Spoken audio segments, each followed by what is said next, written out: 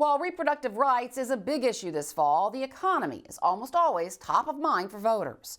And taxes and what they're used for are key elements of any candidate's economic plan, whether at the federal, state, or local level. I moderated a discussion on state tax policy with 4 experts who've all been guests on this show. Bailey Williams of Policy Matters Ohio, a progressive research group, Joree Novotny of the Ohio Association of Food Banks, and a pair who have tangled more than once on this set, Greg Lawson from the Buckeye Institute, a conservative think tank, and Amy Hanauer, formerly of Policy Matters, and now with a national left-leaning organization, the Institute on Taxation and Economic Policy.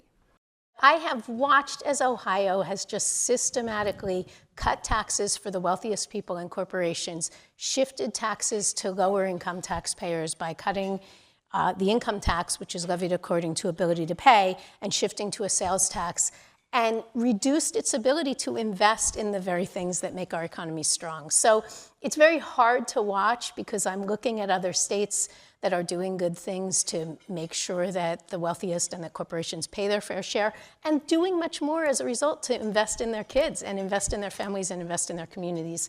So it's kind of hard to kind of come back to a state that you like so much and feel that so many legislators are making decisions that limit our future. I want to ask Greg about that because this leads into the whole discussion about state policy. The personal income tax has been a target for Republicans going back decades at this point. Former Governor John Kasich said that he was going to cut the income tax. He wanted to move to a consumption tax or sales tax. The latest bill that's out there, and I mentioned it in the intro, would phase out the income tax by 2030 and get rid of the commercial activity tax, which is the largest business tax.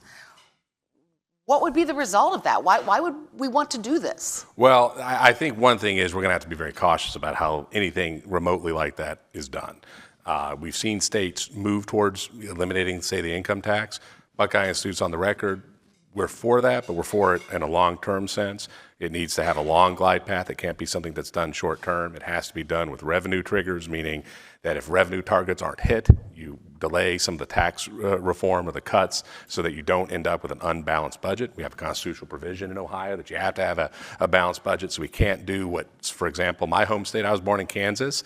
Kansas screwed up royally. They're a poster child for how to do tax reform badly. They cut taxes dramatically without doing any kind of budget reform or anything like that, too. And they didn't do it in a long-term perspective. They did it much more quickly and too rapidly. So I think we need to be very careful. They had to repeal that. They did, actually. Yeah. And they actually, I believe, even overrode their governor's veto at the time to do that. So because it was so that is not the model. The model is smart, strategic, long-term, letting growth happen. Long-term, is 6 years long enough? I mean, that's... No. I would think 6 years is too short. And I would say that a long-term strategy to decimate your ability to raise revenue from those most able to pay and decimate your ability to deliver the things that your communities need is not a strategy at all. I mean, it's a strategy for Ohio to continue the path it's been on, which is lack of growth in population, growth in wages that is far behind the nation, growth in jobs that is far behind the nation, and culture wars, which is what the junior senator from Ohio is wanting to deliver right now. So I think it's really, Bailey's done some of the best research on the tax plan, but it's not a plan. It's a plan for disaster for the state. Bailey, I want to ask you about that. What the research that you have on this? What would be the practical effect in Ohio in terms of how people pay? Well, as Amy has said, the income tax is the one tax in Ohio that's based on your ability to pay. Eliminating that as well as with the commercial activity tax, we're looking at over $10 billion in lost revenue. I think it's closer to about 13. About half of our total state tax revenue would be gone from eliminating these two taxes. Just trying to recoup half of that through sales tax revenue and assuming that increased economic activity will help boost some of that revenue. That is very wishful thinking. We'll have to increase our sales tax to some of the highest in the nation, above 8% just at the state level, just to get back half of that revenue. And that's a big shift towards shifting that tax balance from, again, the income tax being based on your ability to pay to the sales tax being a very regressive tax that will take up more income for lower earning Ohioans. Greg, I want to ask you to weigh in on that briefly, that the sales tax is regressive. It hits people who make less money harder. I will also say that a lot of staples of life are exempted from the sales tax base as it is, so like groceries. I mean, different things in the checkout line and stuff like that. But staples are exempted. But I'll tell you, here's the issue. When you look at academic literature on economics, when you tax more of something, you're going to get less of whatever that item is. Now, you still have to tax things because you still have to raise revenue. So what you want to do is you want to have the least distorting tax possible, a tax that doesn't influence the decision-making of individuals or the decision-making of businesses. So you want to try to find that.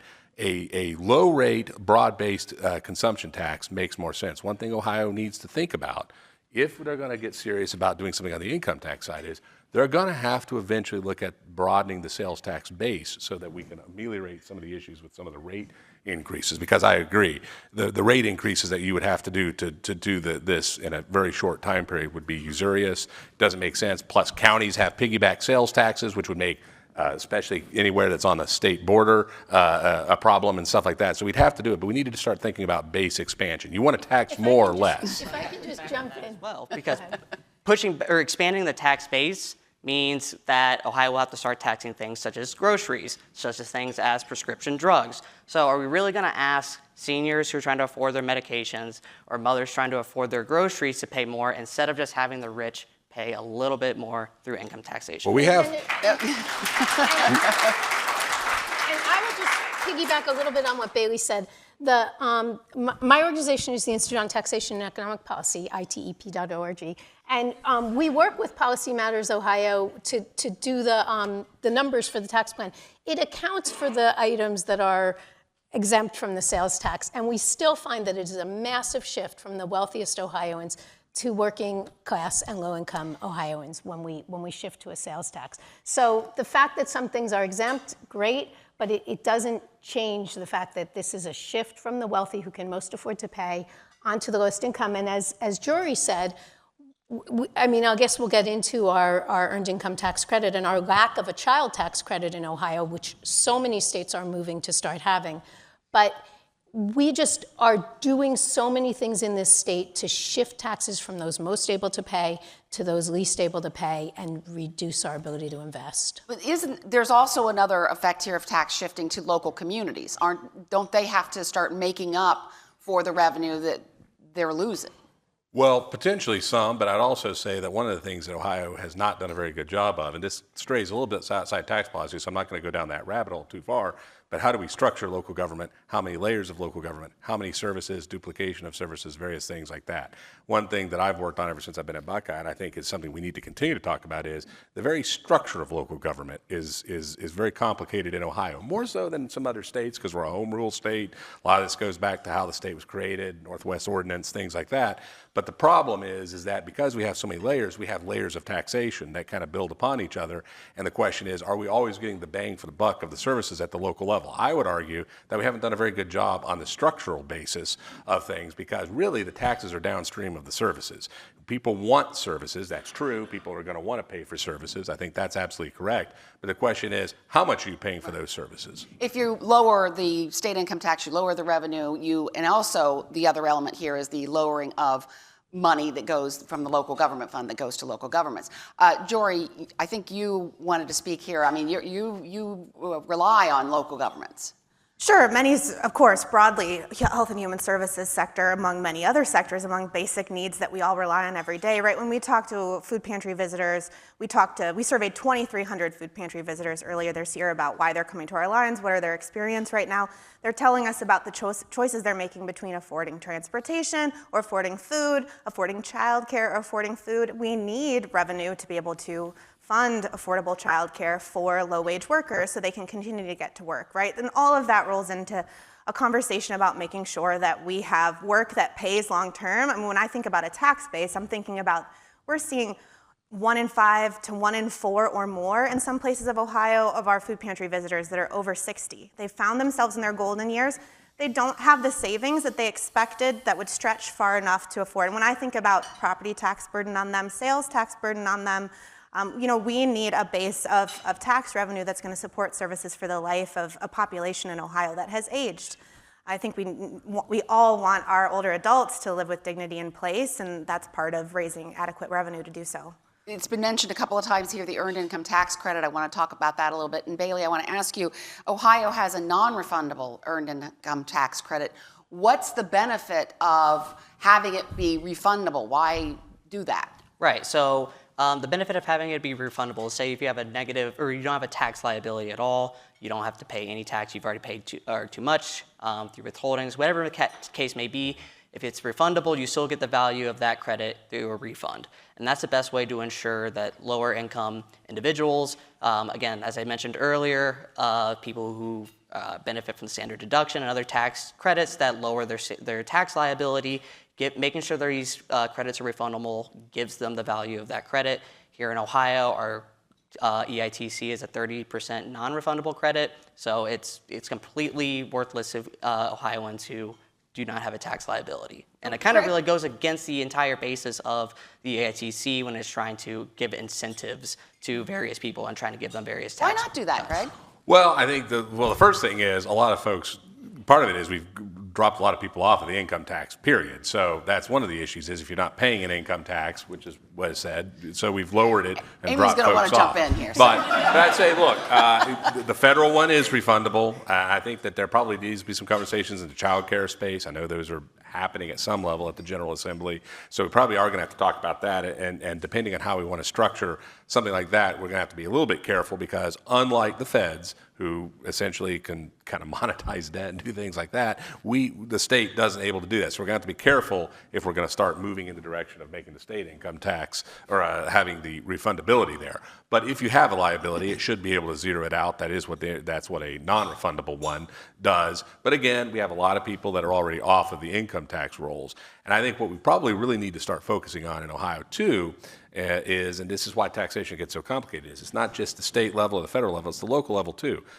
The municipal income tax in the state of Ohio is a tax that everybody pays who makes money, no matter what. Everybody pays it, and it's a flat rate. So when we talk about that, there's no progressivity to the local income tax. Now, we can argue about whether that's a necessary revenue stream for local governments, but let's understand what that means for individuals, too. I hope we can get to that, but I want Amy to jump in here. So for those of you who don't know it, Greg and Karen and I used to do this regularly when I lived in Ohio.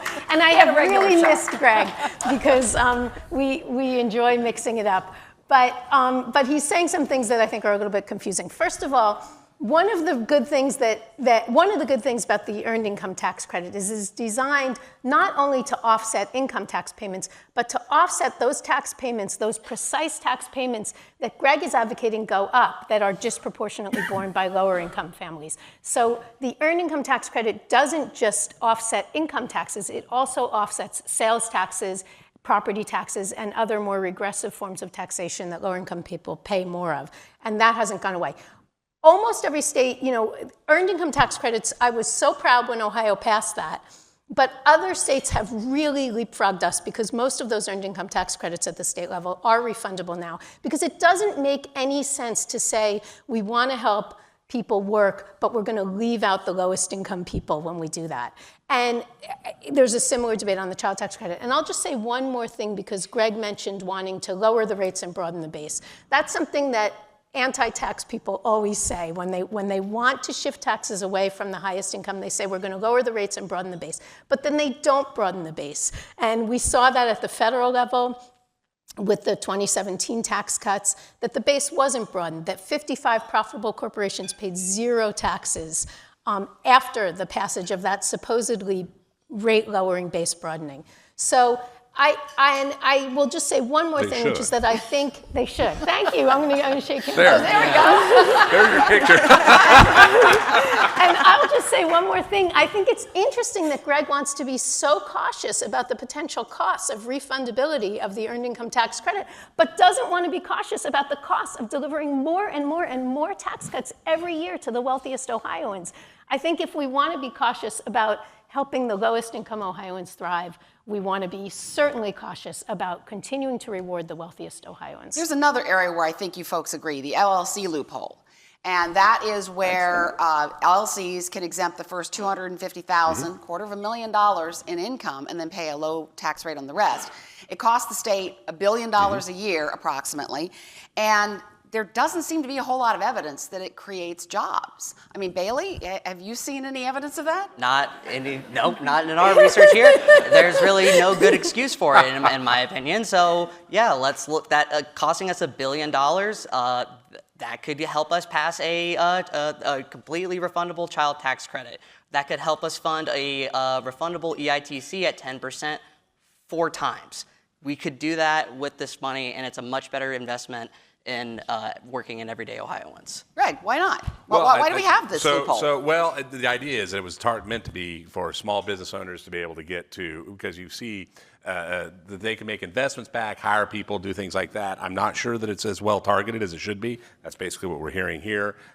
So lawyers typically can use this. A lot of folks like that, they don't necessarily hire somebody else just because they made some of that. I will say, though, that you do need to be cautious, because there again, and I know I use that word, but this is why tax reform is obviously a very challenging thing, because if you raise that on certain like contractors and things like that, you could have some real negative impacts on some small businesses that do have potential job impacts downstream.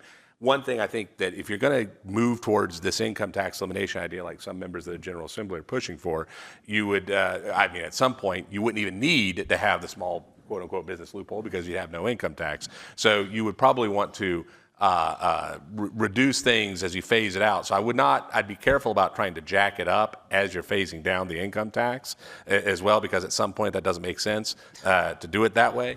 But we have to be careful. I think we could have been a little more cautious in how we initially put some of this stuff together, because what we've ended up doing is, if you're really serious about getting rid of the income tax, as some members of the legislature want to be, they've made it really hard for themselves to do that because of how they've structured previous rounds of tax. And there have been efforts to try to get rid of this loophole that have not gone anywhere. And to anywhere. pay for lowering rates. Yeah. You could make an argument that if you phased it up some, you could lower the rates commensurately for everybody. Something like that. It's kind of pulling the different levers. Amy's dying to say something. Well, I've actually lost a little track of the Ohio LLC loophole. But what I will say is, like, backing up from a federal level, what I see is that the states that are doing the most for their families and the states that are growing the quickest, and this is states that are really diverse in terms of where they are geographically and where they are economically, are the states that are recognizing that they have to tax the wealthiest more, and that they have to tax corporations more, because that is actually what enables them to invest in things that enable corporations to thrive, right? Like, if we don't have a good K-12 education system, if we don't have a good college system, if working class kids can't afford to go to college, then how are businesses going to thrive in that state? And so I think the states that are growing fastest and seeing the fastest income growth and the fastest population, well, not always the fastest population growth, but the fastest income growth, are the states that are choosing a more investment-oriented approach to taxation. You can see the full conversation in the City Club of Cleveland's archives at cityclub.org.